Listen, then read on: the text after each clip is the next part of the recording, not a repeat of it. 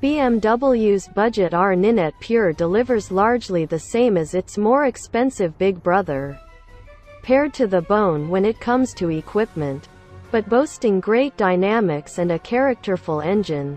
BMW's nineT Pure is a charming motorcycle, the base model of the nineT family, which includes the half-faired racer retro sports bike, the Scrambler and Urban GS off-road style bikes, and the top-of-the-range nineT with higher spec running gear. The Pure has been designed to be a blank canvas for modifiers and specials builders and costs XA 39,990.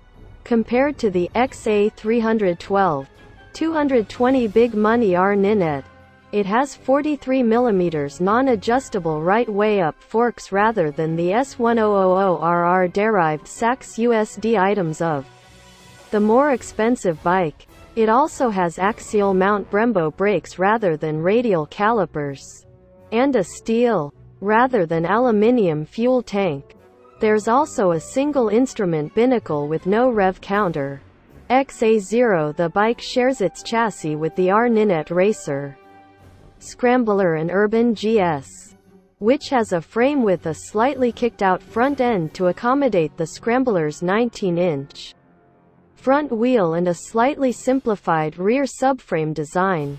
The riding experience is comparable to the whole nineT family, a nimble, accurate chassis combined with a friendly motor and more than enough performance to mean that this is a credible motorcycle. And it's fun, too. The nineT's 1170cc, 108 bhp Boxer twin is as lively as it is torquey and has a playful kick at the top end that encourages you to ride faster than the retro looks suggest.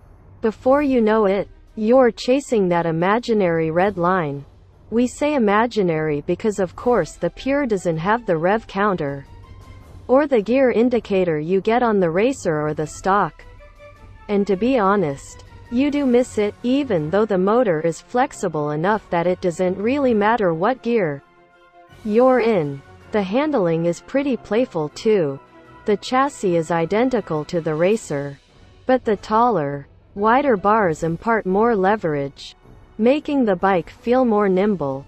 The downgraded suspension does its job well, and even though the forks are a little bit soft, there's plenty of feel. On standard settings the rear can feel a little bit uncontrolled during hard riding, but the rebound adjustable shock should have the range to adjust this out.